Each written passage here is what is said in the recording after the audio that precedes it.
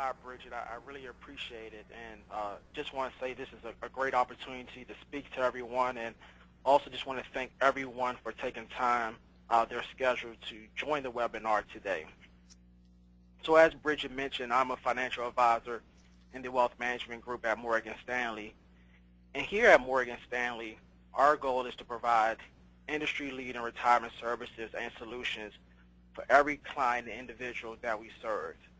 And on this call today, just what Bridget said, I imagine that we have some business owners, some HR executives, as well as others who just want to learn more about corporate retirement plans.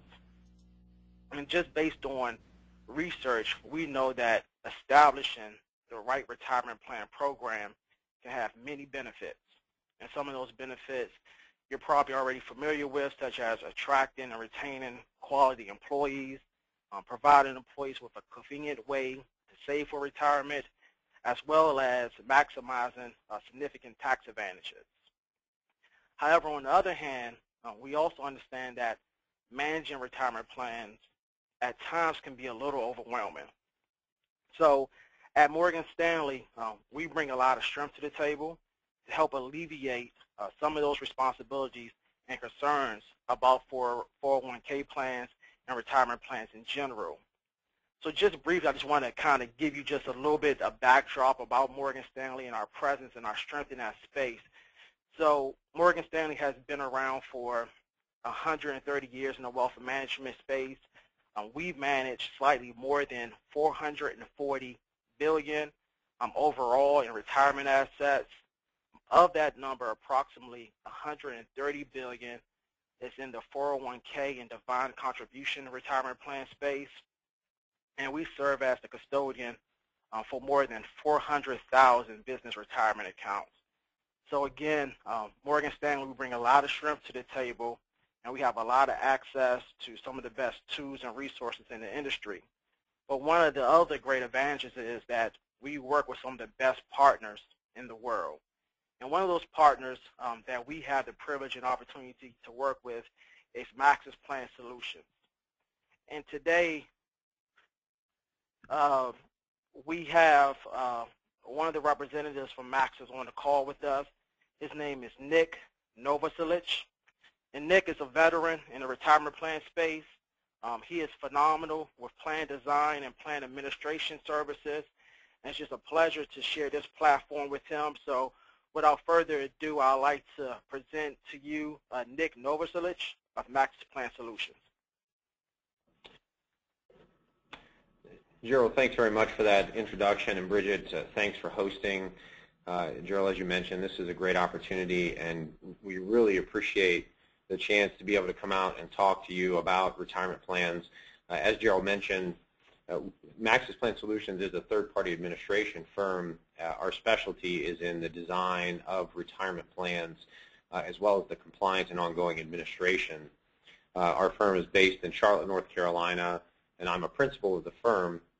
And again, as Jerel mentioned, we partner closely with Morgan Stanley, working with small to mid-sized employers across the country, but particularly in the Carolinas region. Personally, I've had a chance to work and sit down with numerous, hundreds of HR managers, owners, and executives, speaking to them about their existing or potential qualified retirement plan.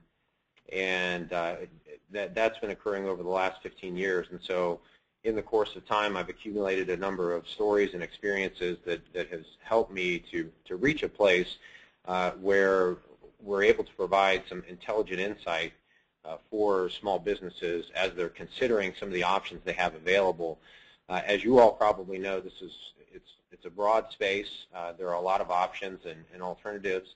And so one of the things we wanted to do today is just take a step back and try to give you a sense of perspective about how this retirement plan market has evolved and what some of these options mean for you in your role as you work with new employees and existing employees to help them navigate some of the choices they have before them, and also to try to promote retirement plan savings. And if there's one conclusion that I would want to draw out at the very beginning that I hope to achieve in this call and this presentation is that you who are listening are in a tremendous position to help influence retirement outcomes for workers.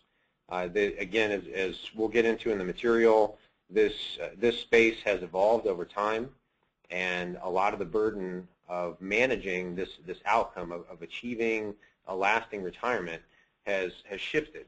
And so that responsibility that has shifted really ends up settling down with the individual employee and participant in a plan, and you, the human resources professional, as you have access to the information that a participant needs in order to really know how to make good choices. So if I were to start off, I would ask a question in terms of average retirement savings for a 45 to 50-year-old worker. If I were to give you choices A, B, and C, in terms of what a person has accumulated in preparation for normal retirement, the options are A, $40,000, B, $120,000, or C, $200,000. What would your answer be? Statistics show that the answer is actually A. The average American worker, age 50, with about 10 years until retirement, 10 to 15 years, has only accumulated $43,000 on average in retirement savings. Now, that presents a huge challenge, because if a worker is getting ready to transition into what they would expect to be the golden years of retirement, and yet personal savings and retirement savings only represent less than a tenth of what they would need in order to retire and be able to afford a relatively comfortable living, it means that we're facing a huge challenge. And it's a combination. The challenge can be addressed through a combination of methods. But again, as I stated before, the people who are going to end up being responsible, or at least have the ability to participate in helping people reach a successful outcome, are the folks who are in the offices working with these employees and participants on a day-to-day basis. And so, again, as I mentioned, we will, in some of the material we'll cover here, we're going to give an overview of what has happened historically and how this burden has shifted from the employer to the individual. And then we're going to give some input and some steps about how you as human resource professionals can help the participants to be able to learn and to take advantage of the opportunity that's in front of them. Starting with our first slide, the retirement plan market has really evolved. So over the last 40 to 50 years, you've seen a tremendous shift. So historically, particularly in the 70s, is when there was an explosion of retirement plans. And these type of retirement plans were called defined benefit plans. You may be familiar with the term, or alternatively, the idea of a pension plan. A lot of our parents and grandparents would have participated in these types of plans because they were established and managed by larger employers. So you had employers who had manufacturing companies and Fortune 500 companies who were employing thousands and thousands of people, and they created a plan. It was called a defined benefit plan.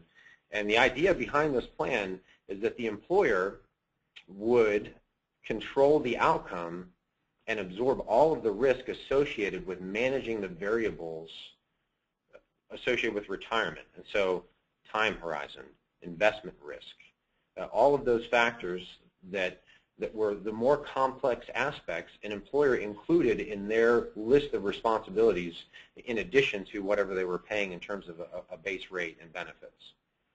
And so as the term suggests, defined benefit, the company was defining in a document, they were defining what an employee would receive when they finished their service with the company. And so oftentimes a formula was created that was based on an employee's number of years of service, and it was a fraction or a percentage of their annual compensation. So if an employee if they stayed the line with this company, they knew that in time, if they after 25 or 30 or 35 years, they would be guaranteed a payment, an annual payment from the company they spent their life working with. So that was the traditional style plan, which again is starting in the 70s up through the mid to late 80s. That was the most popular and the most frequently used plan. Now, transitioning into the 90s, there was a shift. And once employers started realizing that there were alternatives to managing this, what became a very expensive liability, and you may be familiar, you may have heard in the news about state government institutions as well as large companies that have run into challenges managing this large pension liability, because when you have thousands of workers, you're creating for yourself a huge liability that you have to manage through up and down market cycles. And so companies realize that this is a real challenge. And so taking advantage of some of the regulations the IRS provides for tax-deferred savings, a shift occurred where the defined contribution market began to take off. And defined contribution is different. It's contrasted from defined benefit in that all the employer could guarantee is the amount of money going into the plan in a particular year, not necessarily the outcome when a person was to retire. And so the major difference between those two types of plans is that the risk and the responsibility of managing the variables and understanding the complexity now has shifted to the employee. And so what you've seen is an explosion of those types of plans, particularly the 401k plan and the profit sharing plan. These have become the mainstay vehicles for retirement. Now, along those lines, you've also seen a shift and an explosion of small businesses. And so many employers are the employers who have employer sizes of 50 employees and under. And so for a smaller company, the understanding the components of retirement savings can become more challenging, because with a smaller company, normally you're dealing with less resources and less time. In addition, and just a couple new trends that you see emerging over the last couple decades, the rise in credit use. And so more and more people are accumulating debt, which makes saving for retirement more challenging. And additionally, you have a lack of basic financial investment and financial education. And so folks coming out of high school and coming out of college, even though they've been trained in all of the traditional subjects, when it comes to the idea of investments, they don't have any experience. And yet, the responsibility still falls on them to figure out how they're going to manage their own personal budgets. In addition to that, they're going to try to figure out how to save for a 30-year objective. So as you can see, it creates a huge dilemma. In the past, this responsibility was consolidated with the employer, and now it's been shifted entirely to the employee. And so there are several implications for that. The first is that for the HR professional, you become advocates for information about the plan and awareness to the employees about how the plan works.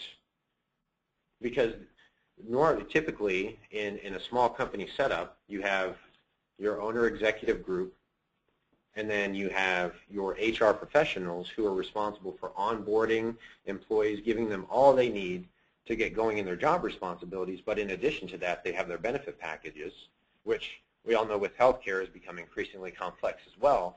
But especially with the retirement plan, you have this component, which normally you're going to distribute that information once an employee comes in the door, and you will likely also be responsible for managing the day-to-day and month-to-month responsibilities associated with the retirement plan. And secondly, HR professionals become the frontline reps for plan compliance, plan input, plan processing. So contribution uploads, changes to payroll deferral rates, distributions from the retirement plan once an employee retires, all of these things end up sitting on your desk. Now, we understand that that's the case, and so thankfully what you have is a market that's evolving to provide you with more materials and information so that you can more effectively equip plan participants. Moving on to the second aspect, the second slide here. As of 2011, what you have in the retirement plan market, it's $18 trillion in investments between employee savings accounts within an employer-sponsored retirement plan and personal IRAs. And that's as of 2011. We've experienced 10 to 30% growth in the market over the last couple of years, so that number has likely reached close to $20 trillion. And so we're talking about a substantial portion of savings invested in these types of retirement accounts, and so this is a very significant conversation. And as you might imagine, what has happened along with that, because as these assets have grown, the type of solutions available for retirement plans have grown as well. And so in certain respects, you can have choice overload. You have so many different solutions now associated with the retirement plan that, you know, how do you decide which is the best vehicle to go with to provide for the participants the ability to save for retirement? So in breaking these different options down, you end up looking at three basic categories. You have accounts that are managed together. So all of the assets from an employer retirement plan are managed in what's called a pooled account. And so it's a single bucket of money that is managed by the employer, probably in conjunction with a financial professional. Alternatively, you have individual accounts. Now, for all intents and purposes, this money is managed together, but when you look at the individual accounts, they're broken out by participants so that an individual has the ability to access their own information on a day-to-day basis. Now, some people would say, well, that's great that we have access to more information, and other people will say employees don't need to be distracted with following or tracking the retirement plan account balance on a day-to-day basis. And if you think about the contrast to the 70s and 80s, when this was all taken care of for an employee and they didn't have to think a single thing about their own retirement account, now you have the ability to look on a daily basis and see, well, I gained 2% in my account today, or I lost 6% in my account today. Hopefully not, right? But that major shift has come as a result of the amount of money flowing into these plans, as well as the availability of technology that has gone along with that additional investment. And so looking at the three major components of these individual accounts, you have your investments and a record-keeping system associated with that. And so you have programs that are written specifically to handle the fluctuation in these individual account balances on a day-to-day basis. And typically, that's packaged with the investment alternatives that are available inside a particular retirement plan. Now, the second component is compliance. And so for a qualified retirement plan, the expectation is that this plan is going to abide by the IRS and Department of Labor regulations. And so that assumes that there are certain tests that have to apply on a year-to-year basis. Files have to be submitted to the Department of Labor. Plan documents have to be maintained for these plans outlining the provisions, and so on. The third major component is your advice and education.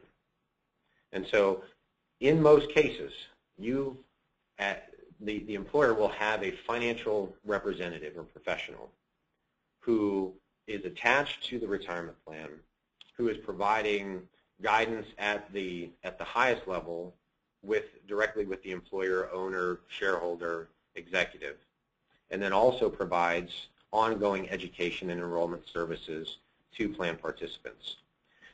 And I highlight these compliance and investment advice components because I will go back to these at the end of the presentation, but suffice to say that these two components are areas that should be concern for you as HR professionals in terms of trying to find value in the services being provided, because oftentimes there's going to be an exchange. The services are going to be rendered and money is going to be paid for these services, and a lot of focus has been shifted in the retirement plan market to making sure that excessive fees aren't being charged. And so again, with this shift in the burden of responsibility to the employee, these employees need help, and these plans need to be monitored on a regular basis, and oftentimes we see that responsibility falls to you. So let's talk about a couple of the approaches. The most common categories when you're looking at these types of retirement plans are what is called a bundled approach and an unbundled approach. And so when you're looking at the investment record keeping, the compliance, the advice component, in some cases that can all come from a single institution. Alternatively, in an unbundled approach, you can have any of those components broken out so that you could potentially be working with 3 different firms who partner together to provide these services. And so oftentimes if you're going to approach a company, you'll be able to get a sense from them whether they're using this bundled or unbundled approach. Because if you go to a firm and they say, yes, we offer investment and record-keeping services, compliance services, and all the advice and education for your employees and plan participants will be driven by us. Alternatively, if you have a company that says we partner with Morgan Stanley, we partner with Maxus, that's an example of an unbundled approach. And there are trade-off benefits in one model versus the other. Now, typically, the companies that are, because now, given the fact that there's $18 to $20 trillion at stake, there are a lot of different companies who have decided to enter into this marketplace to provide services and make a profit. And so you have investment companies that manage mutual funds and those types of pooled investments, not individual securities necessarily, but mutual funds and index funds and bond funds. You have insurance providers like John Hancock, ING, Nationwide, that offer these types of services. Many of you may have seen that your payroll provider offers these services. So ADP and Paychex, they're examples of firms that have chosen to extend themselves beyond the payroll responsibilities to also get into the retirement plan market. And so you likely have received a phone call from one of your friendly Paychex or ADP reps saying, hey, did you know we also offer retirement plans? And maybe some of you even have retirement plans with ADP or Paychex. Additionally, firms like Morgan Stanley, when it comes to certain types of plans, they offer services directly through them. And then you take a firm like ours, third-party administrators, we handle the compliance aspect of retirement plans, and so we help plans stay compliant with IRS and DOL regulations. And so you can expect anytime you have one of these conversations, or if you have a current retirement plan, that plan is going to fall into one of these models. And again, there are trade-off benefits for going one direction versus the other. You can expect with a large company that normally you're going to be calling a call center probably somewhere across the country, and that you're going to be assigned a team of people, and there are going to be certain efficiencies created by virtue of doing everything internally. But what you end up compromising on is a local service and point of contact and local professionals who are there to actually sit down with you in your office.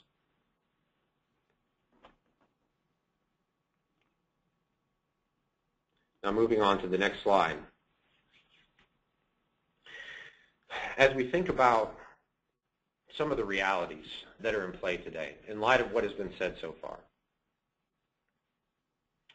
the hard truth about retirement plan savings is that research by Fidelity, which is a large institutional money manager and fund provider, they host thousands of plans and millions of participants. They've indicated that in order to effectively save for retirement, a participant should be contributing between 10 and 15% of their own wages to a qualified retirement plan. Now, 10 to 15% is a lot of money, and that presents a challenge, because if someone is thinking about retiring at a reasonable rate and say shooting for a 50% of their compensation replacement, this is the amount that they're going to have to accumulate in their plan on a year-to-year basis. Now, how many of you have seen employees who are, say they're in the average salary range of $30,000 to $60,000, be willing to contribute 10 to 12 to 15% of pay? And yet, especially for younger workers, this is what is encouraged. And many people don't know that. Many people are happy or content to put in 3 to 5 to 7% of pay and expect that that's going to help them get to their objective. And so there's actually an information and educational gap that occurs between what the participant expects they can achieve given limited efforts and what is mathematically true about the need for retirement savings.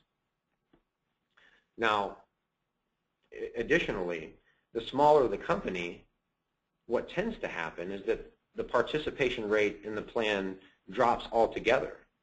So with most companies above 500 employees, you see an average participation rate of around 50%. So 5,000 workers, you have 2,500 participating in the plan.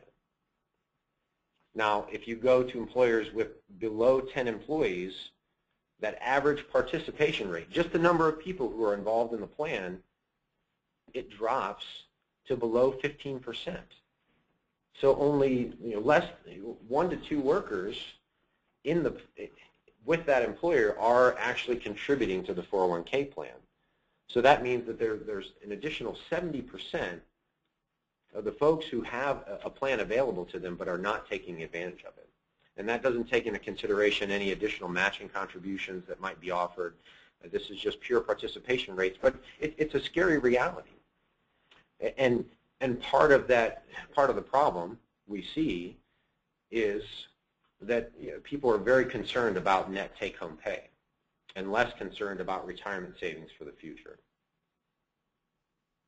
Additionally, and historically, the thought process with retirement was there was a three-legged stool. And so if a person was going to retire effectively, they would have one leg of the stool be Social Security. Now, for those who are transitioning into retirement, they feel comfortable that their Social Security benefits are taken care of, which is good, and Social Security is well funded. But as we all know, there are projections when we look out 10, 15, 20 years where we can reasonably expect that the number of workers paying into the system is less than the number of workers drawing out of the system, and so there's a projected deficit. Now, you can do a lot with math and projections, so the possibility exists that our government can solve for that problem, and yet we know that the effectiveness of that sometimes is called into question as we see things like healthcare reform rolled out. And so Social Security is now a question mark, especially for folks who are age 40 and younger.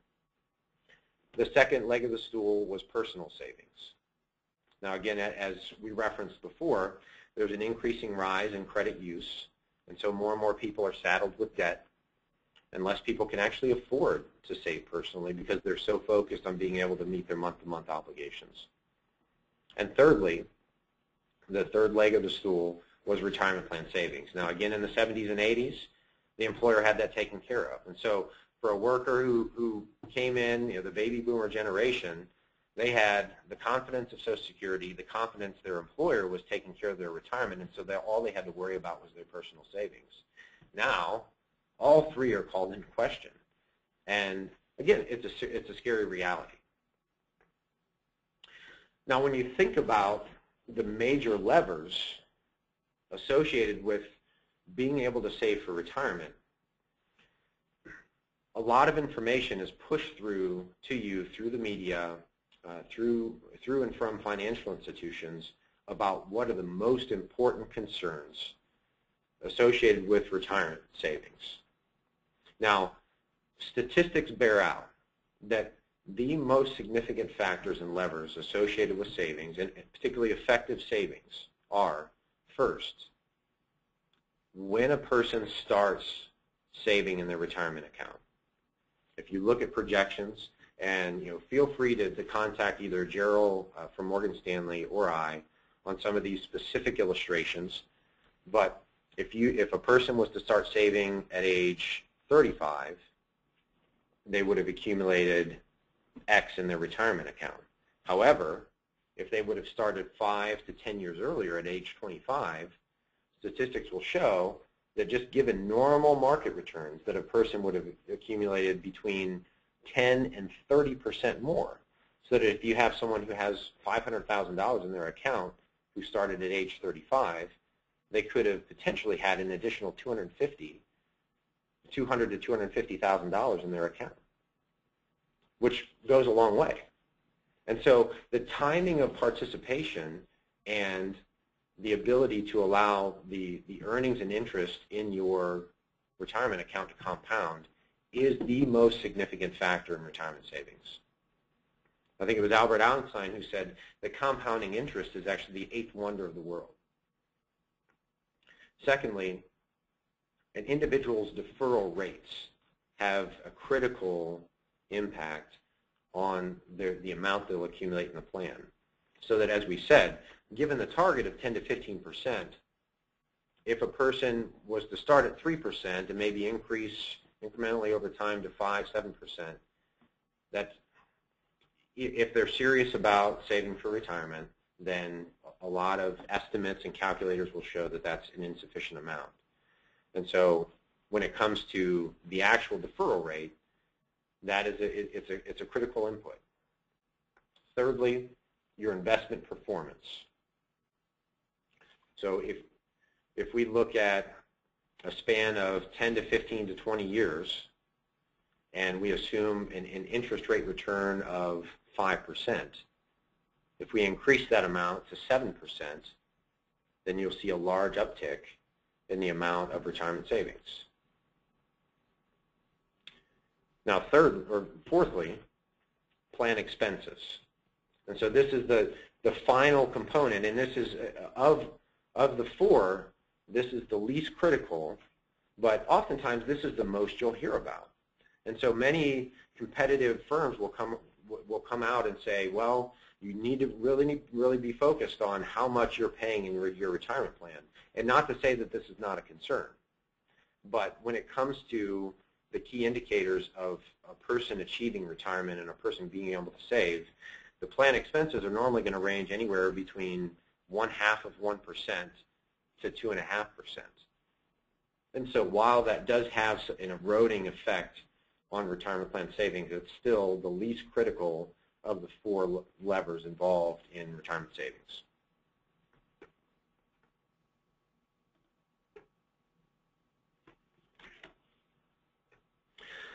So let's take a look at what options are out there today. What are the most common, and what are some key distinctive features that are available within each of these plans? Starting with the basic or the most simple arrangements out there, because we already created the distinction between the defined benefit plan and the defined contribution plan, and so now we're going to talk about the types of defined contribution plans available. And I would certainly love to hear from all of you, if we had an opportunity, what type of plan you have today, what plans you've participated in the past, what options you've seen out there. But in terms of the availability and the most common, you have two basic categories. On the one hand, you have your simple plans. And so your simple plans are your simple 401k and IRA and simplified employee pension, or your SEP plans. The main features associated with these plans are that from an administrative standpoint, everything is taken care of. Your contribution amounts are fixed. Your administration requirements are low. Your costs, your expenses are typically very low. And so the arrangement, the whole arrangement is very predictable. So normally, if we take a simple 401k, for example, an employer can expect to contribute a 2% or 3% contribution on a year-to-year basis. And then an employee has the ability to defer from their own pay or save on a pre-tax basis into these plans. Now, the upside is that it's less work for you. These plans, they don't run themselves. They're still key inputs, but they're just easier. One of the disadvantages is that the contribution amounts or the limits are lower. So for a person that really wants to be able to save the most to maximize their savings amount for retirement, typically these plans are going to offer lower limits. And in most cases, what you're going to see is that these are for employers with 100 employees or less. The other alternative is your 401k, your profit sharing. For, say, a not-for-profit employer, you have a 403B plan.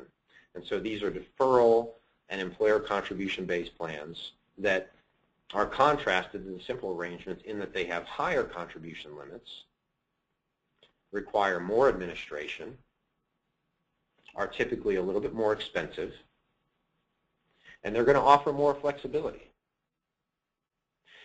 Now, the downside is that oftentimes, and you probably know this if you have a 401k plan, that you're going to have your hands involved in this on a payroll-to-payroll basis. And oftentimes you're going to be, phone calls are going to be necessary, paperwork's going to be necessary, and so again, you add a layer of complexity, but along with that you add the capacity for increased savings and for different styles and designs within a retirement plan.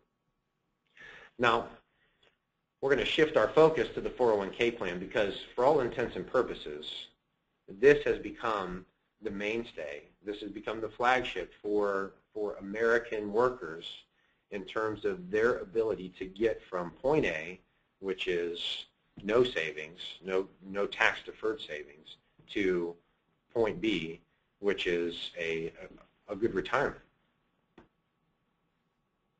And so we want to talk about the 401k and really look at what are some of the key considerations when it comes to helping to educate or to encourage participation in these types of plans. So when you think about how to get this 401k off the ground, whether you have one today or whether you're considering a retirement plan, most people understand, it's fairly intuitive, that if they choose to defer into the 401k, that means that they're not going to have to pay tax on that money today, that they have the ability to invest in a menu of funds that they, for a cheaper, a less expensive rate than what they would if they were just to walk in off the street and purchase go into a normal investment account. But thirdly, there is the ease of use. And so many folks, when you're thinking about employee psychology, if employees can be persuaded that they should go ahead and start participating in the plan, that payroll deduction, that automated feature of having the amount deducted from their pay, gives folks a significant advantage. Because now they don't have to think about it. They don't have to write a check. They don't have to go and visit an office. The money is automatically withheld at payroll. And so that creates an ease and a simplicity. It cuts with the grain of just the psychology of folks who might not ordinarily be inclined. And so it's one reason why you've seen an explosion of these types of accounts, is because there's not only a demand for it, but employers are encouraged to adopt these for competitive reasons and also because of the ease of use. Now, this assumes that there's a degree of education happening, that plan participants or employees they understand their options, they understand the benefits, they know what's possible in terms of retirement savings, they know what they need to get to in terms of an objective. And so that all assumes education. Now, we have to ask the question, who's going to do that work? And again, the attention, the spotlight often ends up on you as the HR professional. And this is what I've seen time and time again in sitting across the table with other HR managers, is that they end up inheriting these responsibilities for explaining the plan and how it works and putting people in contact with a financial professional associated with the retirement plan. And so there's a lot of work. But that educational process, it has to happen. Secondly, when it comes to driving employee participation, you're seeing an increase in what we call automatic contribution arrangements. And so, whereas on the one hand, we use education as a tool to try to persuade people that they should be saving in their retirement plan, it's becoming increasingly common for large employers especially to tell employees that they are automatically enrolled into the retirement plan and add a certain percentage of pay, so that that money is going to be netted out of their check and transferred to the investment and record-keeping institution unless they opt out of the plan. Now, the advantage there is that you take advantage of the barriers that may exist to retirement savings or savings in general, in that most people, either they don't want to think about it, or if they do think about it, they just feel that it's too overwhelming a decision, so they end up either delaying or not participating altogether. And so with automatic enrollment, it forces the employee to now make a decision to get out of the plan. And normally that's the harder of the two decisions. If an employee's already in, then they'll just stay in. Now with these automatic enrollment plans, a person that goes into the plan and doesn't want to stay in can get their money out, normally refunded within a 90-day period. So, and you'll see that happen. But typically, for employers who institute an automatic contribution arrangement or auto-enroll their participants, 80 to 90% stay inside the plan. So it's a very positive development, but it's a challenging argument to make to an employee or to release at a company to say, going forward, everyone is automatically in the plan unless they opt out, because oftentimes the people who are going to complain about that, you're going to get an earful about it. And so for smaller employers, for 50 employees and under, it's more of a battle. And as indicated before, with employers with less than 10 employees, you only have a 10 to 15% participation rate anyway. And so we need to see that number change, and this is one of the tools you have available.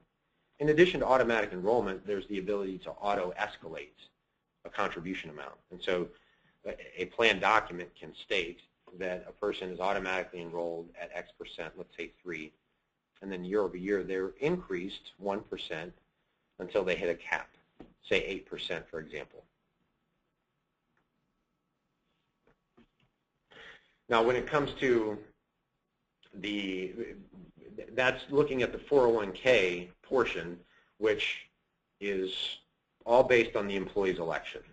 They either decide to be in or not, and at what percent, and whether they're going to increase, unless that's being done for them. Now, shifting to the other major component of your 401k or your profit sharing plan are the employer contributions. So what is the employer going to do for the employee to either incent participation or to encourage savings, or to help the participants save by contributing for them? And so you're probably familiar with a matching contribution, because that's it's the most common employer contribution. And so an employer has the ability to create a formula that says if the employee puts in X percent, then we will put in Y percent. And one of the most frequently neglected discussions that should occur with an employer and an employee is, what does that matching rate look like, and why is it set up that way?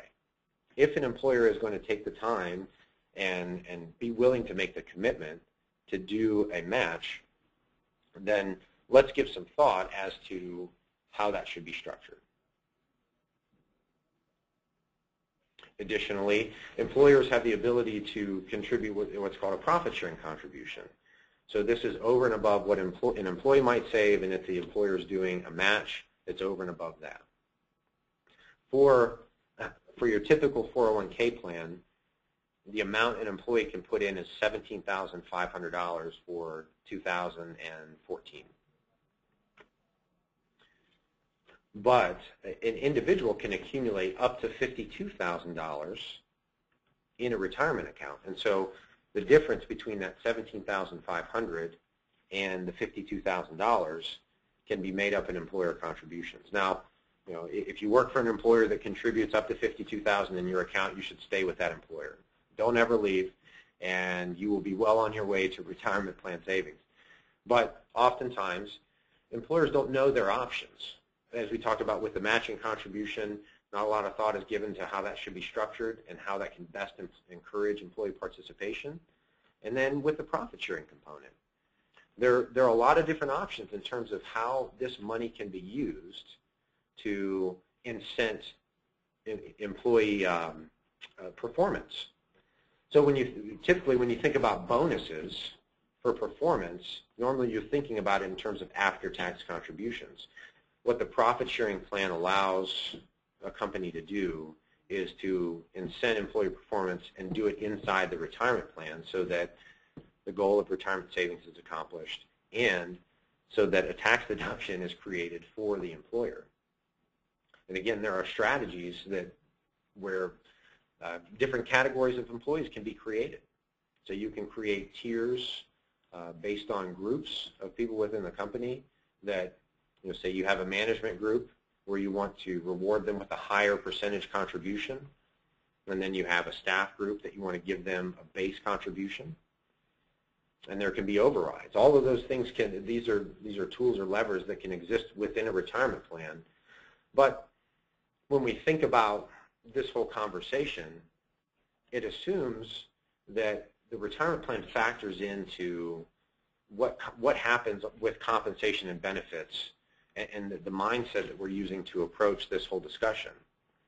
In most cases, the focus is on today because both employers and employees are concerned about, you know, what's my salary, what's my hourly rate, and what's my net take-home pay. And so, again, as we looked at that dilemma right from the beginning, which is who's now responsible for retirement plan savings, it was the employer historically. The shift has occurred to the employee. The employee doesn't know or is not as informed as they should be about the options available. And so this dilemma really does fall on the employer, and in particular, and sad to say, to you as the HR professional to at least invite the discussion about how we can look at the compensation strategy and maybe think in terms of a longer term objective. And so we're seeing some employers who maybe historically have been accustomed to this or have adopted this practice where their intent is to make a regular profit sharing contribution to the plan, and that will be a function of or a factor in their overall compensation package. I was just working with an employer today, as a matter of fact, that made an 18% profit sharing contribution to the employees in addition to their 3% employer match, and then that was on top of whatever the employees contributed. So very generous, a little exceptional relative to the normal, but still from an employer standpoint, you can imagine that assuming that the money is available, that it's creating a huge sense of loyalty with the employees. They know that they have this retirement savings account that their employer is funding on a year-to-year basis. And as you know, you may be familiar, vesting schedules can be attached to these contributions, particularly the employer, so that when the money goes in, a person has to stay for a period of time in order to achieve 100% vested level to where the money is theirs and it can be transferred out of the retirement plan. Now, if you think about that, if you think about what could be a seismic shift in this arena, Imagine if you were creating, with the compensation package, a portion of it that would go significantly towards the retirement savings, such that employees were accumulating larger and larger balances in their retirement plan, and about the loyalty that would create with the employees. They know that this employer is caring for them, and for not only for their immediate needs but also for their long-term needs. Now, again, that's a financial discussion and a philosophical discussion that really needs to happen with your owners and your managers about what you're actually trying to accomplish within the plan. But oftentimes, what we see is that a 401k is established, that some basic materials are given to the participants, and people are off and running. And so there's a lot of opportunity to be able to sit down and examine the intent of the plan.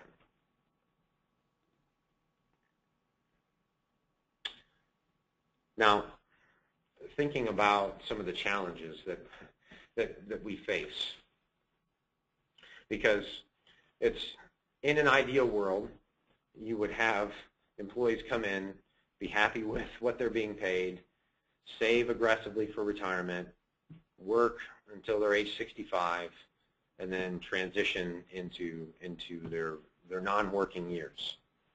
But we all know that that's not the case. That's an unrealistic scenario.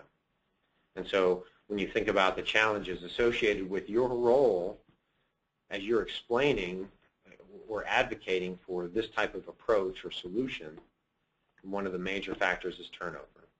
So you have employees coming in, you have employees transitioning out, you have balances being accumulated and moved to different plans, or balances being accumulated and then people drawing that money out. But turnover is a huge issue, and it's different from company to company. But that is a challenge, and it should factor into your plan strategy as you're creating something that works well for your individual employer. Secondly, the time aspect. I'm not sure about you. Unfortunately, we're limited in terms of the number of hours a day. At least that's my experience. That when you look at it, you, especially as the HR manager, professional, you are limited in terms of the amount of time you can spend on projects. And so we recognize that as a real challenge and as a reality that we have to contend with, that again, this burden, when we think about it, this 10 to 15% that folks have to be saving, this long-term conversation that needs to occur, this education that should be happening on the ground, whether it's with the employer or with the employees, that all involves time.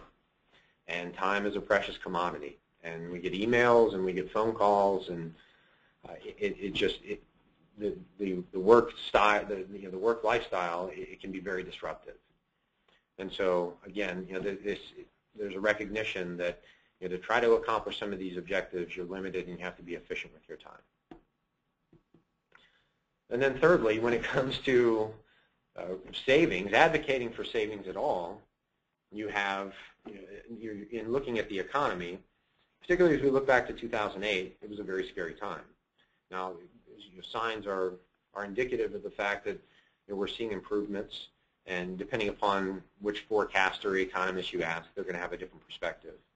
But at the end of the day, the reality is true that the most employees you're working with are very concerned about being able to cover their core expenses, being able to enjoy time with their family, being able to account for any major life circumstances or events that present some sort of hardship, or even when we think about college savings, all the priorities that we have to think about financially. And so the economy plays a part in that. And we recognize that that's going to have an impact on what employees decide to save. So thinking about establishing a new plan and what that might involve, not just a plan in terms of a strategy, but a plan in terms of a specific retirement plan. you have a few key steps.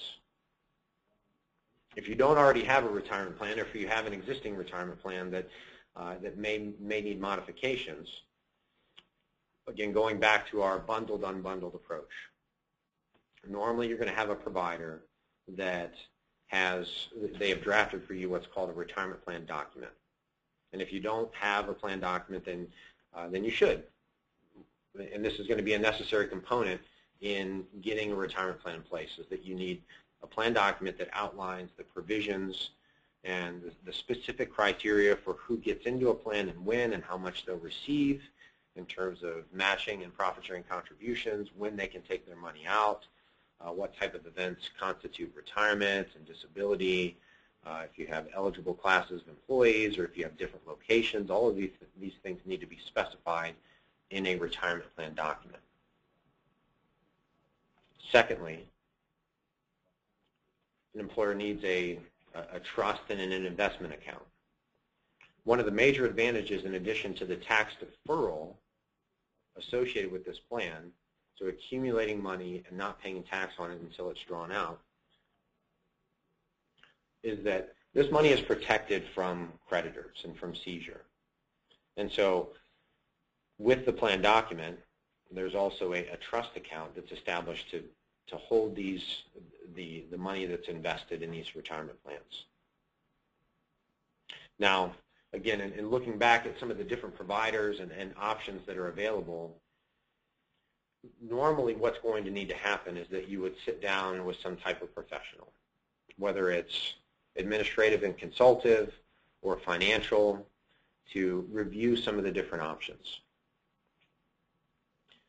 But in the case where you don't have a retirement plan and you're looking to establish one, oftentimes a good start is to contact a local financial professional.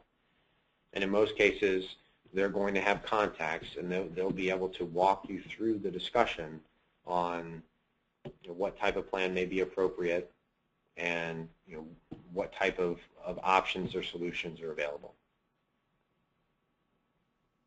And then beyond that, there's a whole other conversation about, again, specific strategies, some of the things that we touched on already earlier.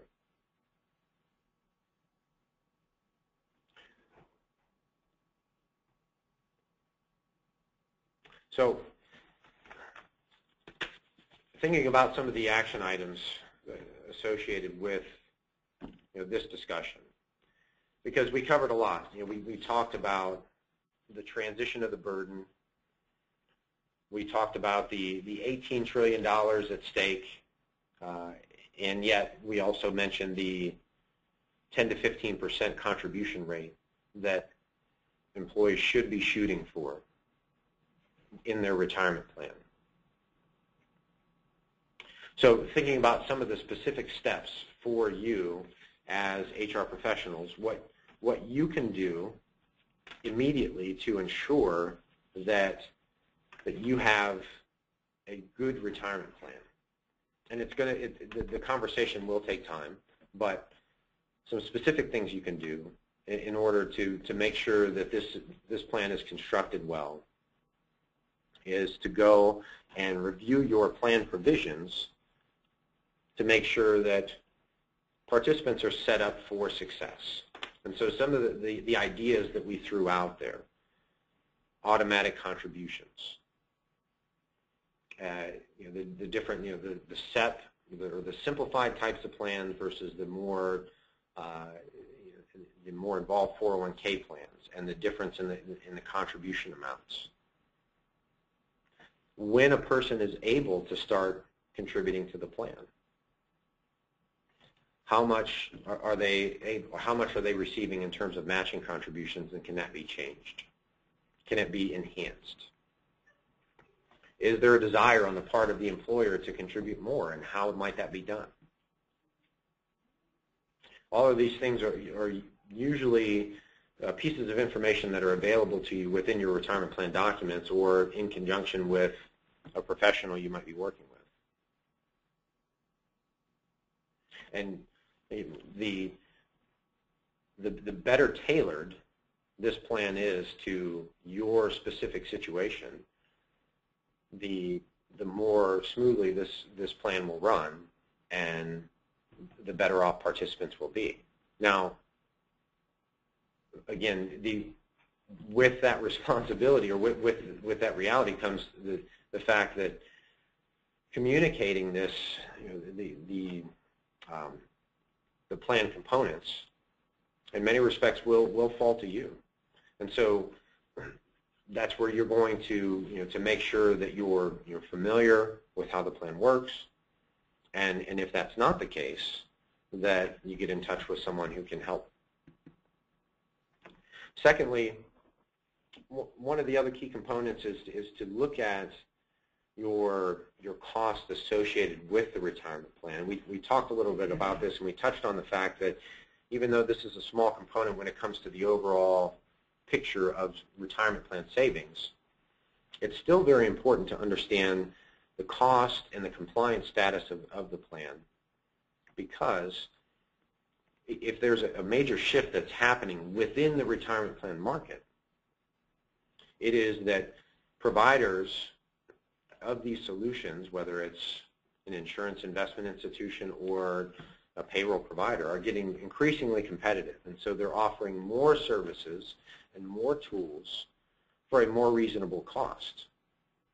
And so the thought process there is value.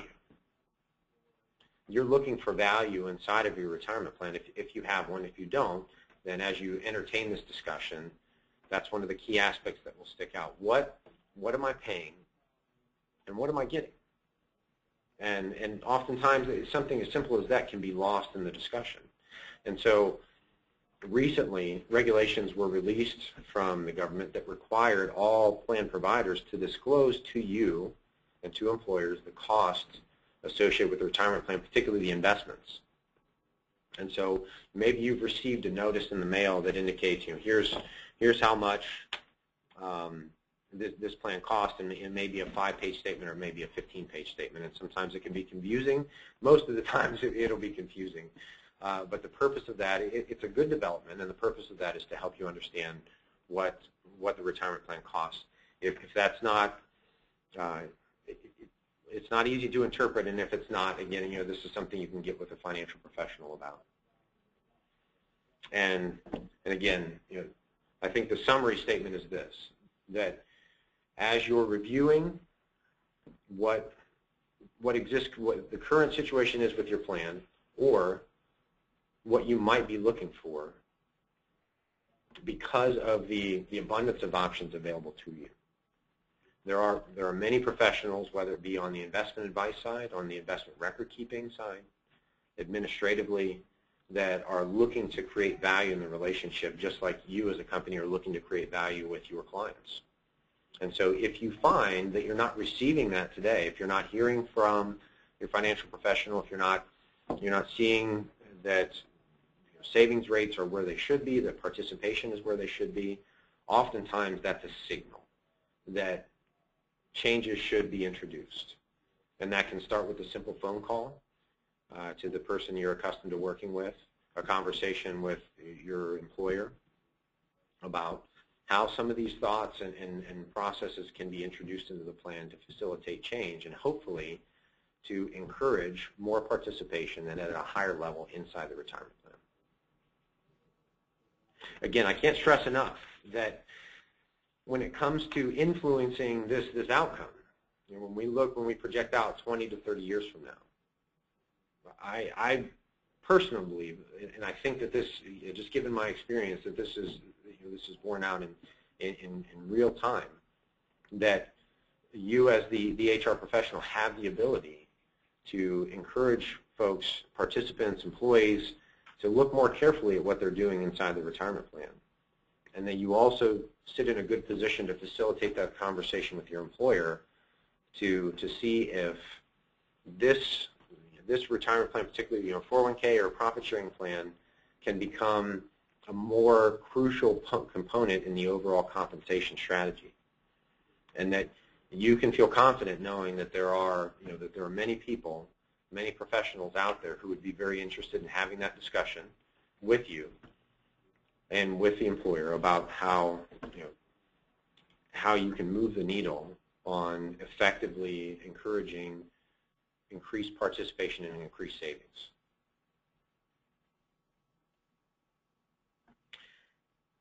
Thank you very much for your time.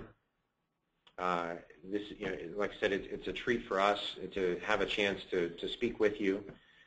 And at this point, I think we're going to open up the line for questions about anything under the sun as it relates to retirement plans. And we certainly covered a lot, and so it can be related to some of the ideas that were covered, or perhaps you had a problem occur that you'd like a specific answer on. So yeah, at this time, feel free to jump in and ask any questions you might have. Thank you so much, Nick. Everything that you said was very, very informative. Again, we really appreciate your time. We're actually over about 10 minutes. I do have one question I am going to go ahead and put out there on the floor for you to answer. I had a Greg that asked, you can increase your automatic contributions or your match for the late investor. So I guess he's asking, you can increase the limits. Is that one way you can help out the late bloomers, like I know you were talking about, how some people may invest at the age of 25, someone may not start until 35. Can a company help out those that may not have started to invest until later in life by increasing their match? Yes, yeah, absolutely. So yeah, that would be kind of a first and initial strategy. It would be to look at a matching contribution and to maybe scale that, or to construct it in a way that would encourage people to contribute more. And you also touched on how your match can be different depending on different tiers in the organization. Is that correct? Yes, that's right. So many employers aren't familiar with the fact that you can create different schedules based on years of service, based on job class, based on locations with the employer. So yeah, there's a lot of flexibility there. Okay. I have your contact information. I'm going to put your contact information in the follow-up email. I do know a couple of people did go ahead and drop the line because we are going into 15 after 2. I do want to thank everyone for joining. Our next workshop is actually going to be retirement readiness. We'll be partnered with Morgan Stanley Wealth Management again, as well as the Principal Financial Group. That's going to be held March the 20th at 1 p.m. Eastern Standard Time. Was there anything else that either Jerel or Nick wanted to add? I wanted to see your contact information in the follow-up, so any questions that weren't able to get answered in this session, they could email you directly. Yeah, Bridget, the one thing I would just add is that, that with that next session around retirement readiness, we're actually going to jump a little deeper, take a deeper dive into some of the actual strategies that you can help are set up to help the employees have their retirement savings. So we're going to talk more in detail about the auto escalate and the auto enrollment and some of the other different things to make sure that your employees can retire with confidence. Definitely. I really do appreciate that. So a lot of people, if you love what you hear today or heard today, you definitely want to tune in next week and get more of the retirement readiness. We love to better our best. Following this workshop, when you close out, you're going to have a 10-question survey that's going to pop up. Please provide us feedback. Let us know what we can improve on, any topics that you'd like us to cover in the future. Also, there's going to be a question related to Morgan Stanley as well as the Maxus Plan Solutions, where you can state directly if you'd like more information about the services they provide, and that way I can also forward your information directly to them as well. If there's not anything else, again, I want to thank everyone for joining us, and thank you so much, Nick. Your presentation was great, and I actually jotted down a couple of notes that I wasn't very familiar with as well. Great. It's my pleasure. Thanks so much for having us. No worries. Again, you can reach out to them directly, and I'll send their contact information in the follow-up. Everyone have a great day. Thank you. Thank you.